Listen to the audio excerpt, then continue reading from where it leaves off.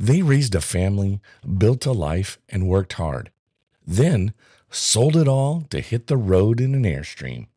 Meet Jim and Michelle of Airstreamer Life and hear how they turned a dream into their full-time reality.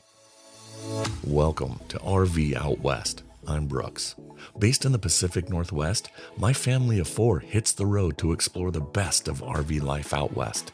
From hidden gems and epic destinations to helpful tips and real road stories. So grab your coffee and join the journey. Hey, RV Out West crew, I've got some exciting news. RV Out West has been nominated for the Campy Awards, and I need your help to really bring this one home. If you've been enjoying the show, it would mean the world if you could just take a minute to vote. It's super quick, super easy, and every single vote really helps me grow the show, attract sponsors, and keep this adventure rolling.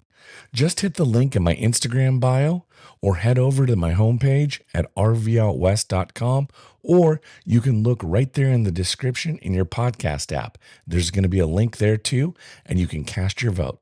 So thank you so much for the support, and let's win this thing together. All right, let's hit the road. In today's episode, I'm chatting with the awesome folks behind the Airstreamer Life. We're diving into what it really means to live the Airstream dream, the highs, the challenges, and everything in between. So buckle up and let's roll right on into it. When most people dream about hitting the open road, it's just that, a dream. But for Jim and Michelle, the couple behind the Airstreamer Life, it's their everyday reality. What started as a shared love for adventure turned into a bold leap into full-time Airstream living, trading in the traditional 9 to 5 for a life built around freedom, exploration, and simplicity. They've been documenting their journey and inspiring thousands who are curious about the RV lifestyle. From navigating the ins and outs of towing their sleek silver rig to discovering the magic of Airstream travel across the Pacific Northwest and beyond, Jim and Michelle have built a life on the move, and they're sharing the real story behind it all. They dive into the why behind their journey, what it took for them to make this dream their reality, the biggest lessons they've learned on the road, and what life really looks like when your home has wheels and your backyard changes with the seasons. Jim and Michelle, thank you so much for taking the time with us here on RV Out West. Well, thanks for having us on. I really appreciate it. Yeah, thank you. Yeah, I'm looking forward to it. So let's kind of dig in. Will you guys first share just a little bit with us about your background story, kind of your origin story, how you guys met, how you ended up deciding to RV, and what's kind of the story there? Wow, how we met. We've been married over 30 years. That's going to encompass a lot of time. That's amazing. Congratulations. That's fabulous. So we actually met because our parents knew each other and both had similar small businesses. It was a sewing machine business and repair, and his parents owned a quilt store and sewing machines. So we sold the same brand.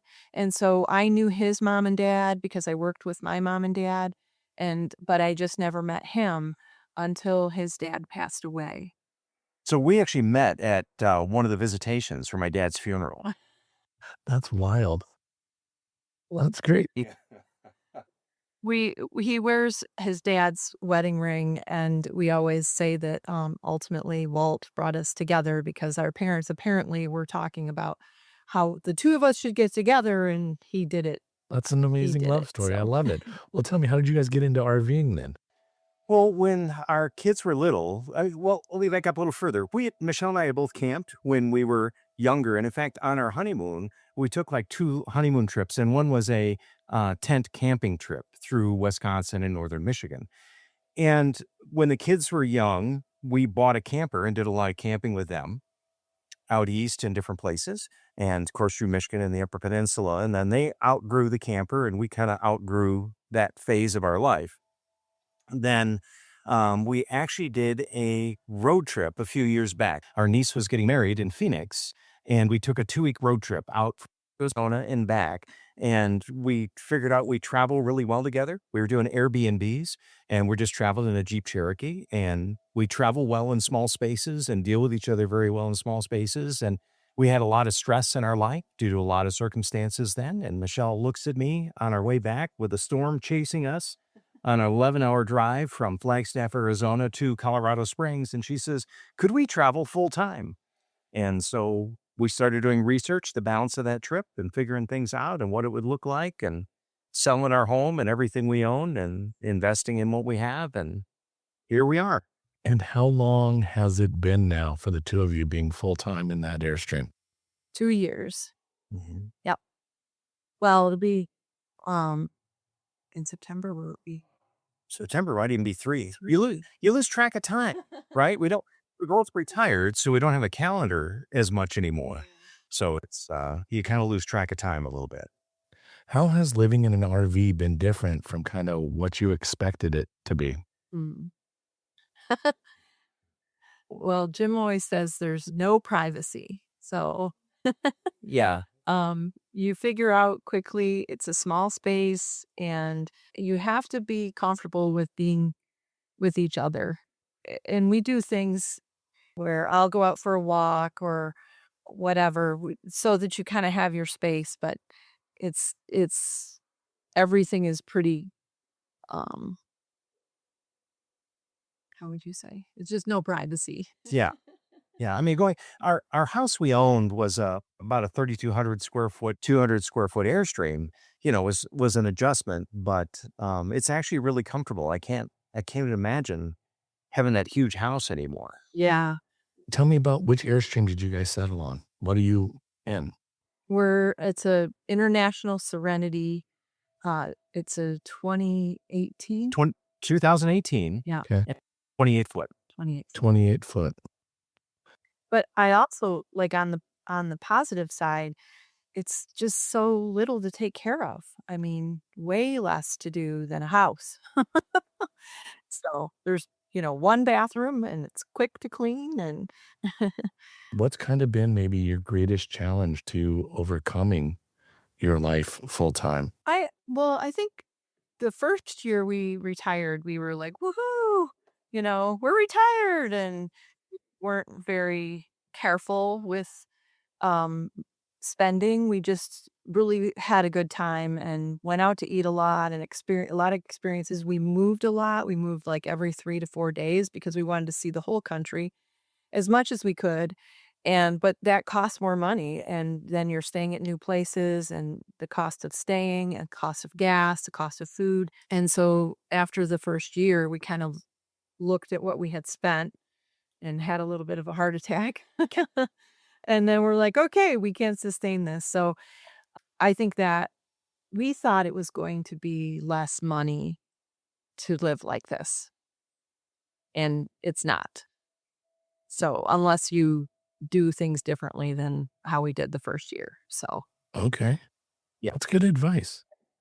The town we were in, Port Huron, Michigan, does not have high real estate values. It's not an expensive town to live in. So, you know, the we're now experiencing cost of living kind of averaged out through the country. So it has. It's been kind of an awakening for us that we need to do other things. We can't just be totally retired folks and off and have go out to dinner every single night and move every 3 days and all. We had to be careful and had to kind of restructure some of the stuff we did.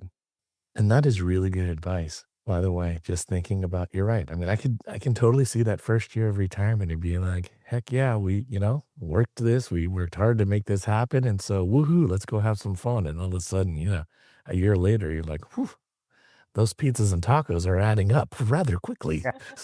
Yeah, we actually spent more money, I think, in our first 9 months on the road than the two of us together earned the year before. Okay. Our Yeah. combined incomes, Yeah. and Yeah. it Yeah. became really obvious this wasn't sustainable.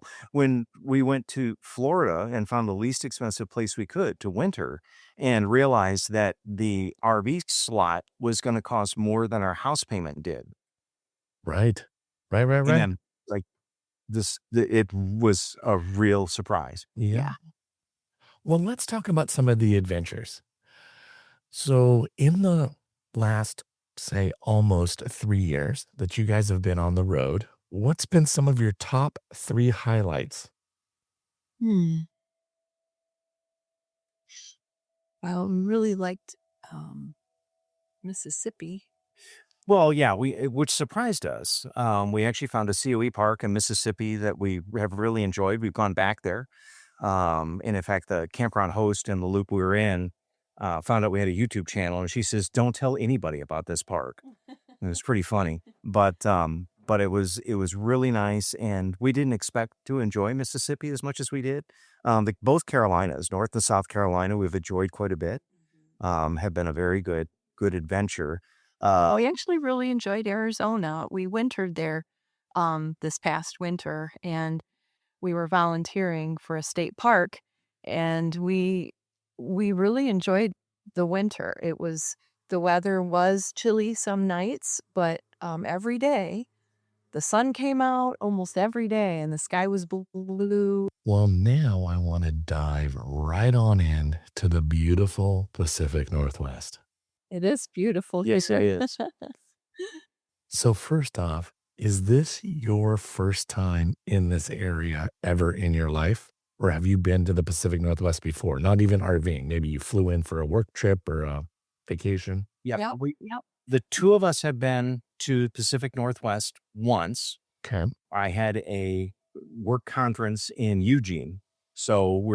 And Michelle got to go with me. So we flew into Eugene and experienced that, basically a conference, a transportation conference, and then um, made some friends there. You make friends everywhere you go, Right. even if they're temporary. And so they had a car. And so the four of us drove to the coast and saw a lighthouse and different things.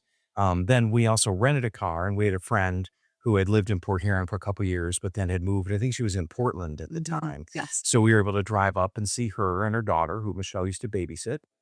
Fun. And so there's that. And then I was flown in earlier than that one time to Seattle. But it was basically, I flew into Seattle. I got to walk the fish market area, Yep. and then that was it. And basically, I was in offices and interviewed. Yeah. Okay. So let's talk a little bit about the route you took from wherever you were before you arrived. You guys are currently work camping at Crater Lake National Park. Yes, we are. We are actually working for the Natural History Association Okay. here at Crater Lake, which is the nonprofit that helps support the park. So they run the visitor centers. So we're 3 days a week. We work in the visitor center, which could mean offering people advice about what that you can do, because everybody who comes in, it says 4 days a week. I'm sorry, 4 days a week. 4 days a week. And so you could be offering people advice. What trails can I walk? And they're just dumbfounded that they're in July, that some of the trails are still closed in July due to snow, Right. or helping run the cash registers for the gift shops that are there in the visitor centers and that type of thing. Quick break. This episode is brought to you by Camper Alerts, the easiest way to get notified when hard to book campsites open up. Don't miss your dream spot. Check out camperalerts.com. It's summertime and the great outdoors are calling. But did you forget to book a campsite 9 months ago? Well, don't worry. Say goodbye to sold out campgrounds with Camper Alerts. With Camper Alerts, you can choose your campground, select your site type, and set a personalized alert. And when the site becomes available, they will notify you. It's that simple. Visit camperalerts.com today and start setting your alerts. How long now have you been in the Pacific Northwest? We got to the campground we're in on May 19th. So it's now about 2 months. Okay. So- And are you there through what, Labor Day? Through October 7th. Okay. Their season pretty much ends October 7th because they start to get a large amount of snow, and then they're not able to have, the upper stuff open necessarily. And as much as you guys are working, are you guys still able to get out and go and explore Crater Lake National Park and the surrounding areas on your weekends, whatever that may look like for you? Well, our weekend started today. Today. So it's kind of our schedule. Monday is our Friday, and Friday is our Monday. Yeah. If that Okay. makes sense. Yeah. So We've seen some of the area. We haven't done any trails yet because honestly, a lot of the trails just opened because of snow. So probably within the next couple of weeks, we'll start doing some of the trails up and around the rim and that. Tonight, actually, we're planning on going up to one of the turnouts on driving around the rim. We already sort of scoped it out, and Jim hopes to photograph the Milky Way over Crater Lake. So that's going to line up and happen about 2 in the morning. So on your route into Crater Lake, did you guys have any other experiences in the Pacific Northwest, even for just a couple days, where you stopped and I don't know, checked out Bend or Hood River or No, our route didn't take us that way. So coming up from Arizona, we went Arizona because we were in the very southern part of okay? Arizona, so all the way up Arizona, all the way up through Utah, turned west at Salt Lake City, then through Nevada, and then all the way across Nevada, and then up and in, and then basically our last night we spent before we got here was Sheldon National Refuge, which is basically on the Nevada Oregon border. It spans both. It's technically in Nevada, but the office is in Oregon. Um, then we just came right up into here. It was like a, I don't know, 5 hour travel day our last day. But yeah, so our first real long experience in the Pacific Northwest is when we got here to the worker campground. Okay. What has surprised you the most about the area that you are in right now? That, I don't know, in your mind's eye, you didn't expect it to, or maybe you did. I don't know. What was the biggest surprise? Well, a couple things. Number one, there's fires here, and we have never experienced. So we've been told to um, have to evacuate, which is just a brand new thing for us. And then also with all the water and the green, we are surprised at how dry it is. So, and then we just are loving though the green and the water. It's very similar to what Michigan summers look like, only there's beautiful mountains here. We don't have mountains in Michigan. Right. Yeah. What is kind of next on the horizon for the two of you come October when your work camping contract comes to an end? What's next? Well, we really enjoyed the volunteer work we did. It was actually at Karchner Caverns in Benson, Arizona for the state park there. And so we said we'd come back this next winter. But when we leave here, we're actually going to head north up into Idaho and all the way up to the tip. There's actually, We've never been to Idaho at all. yeah, Okay. Yeah, and there's a farm, that I follow on Facebook that we reached out to them, and so we're gonna go visit them and see their cottage business, and, they raise a special kinda goat with special hair, and they shear them and make their own, um, products, so they have blankets and socks and things like that, so Oh, we're gonna fun. checking them out, and they said we can park right on their property, because we kinda have to stay in the area. then we just decided we go visit them. And as long as we're that close to British Columbia, why not go on up?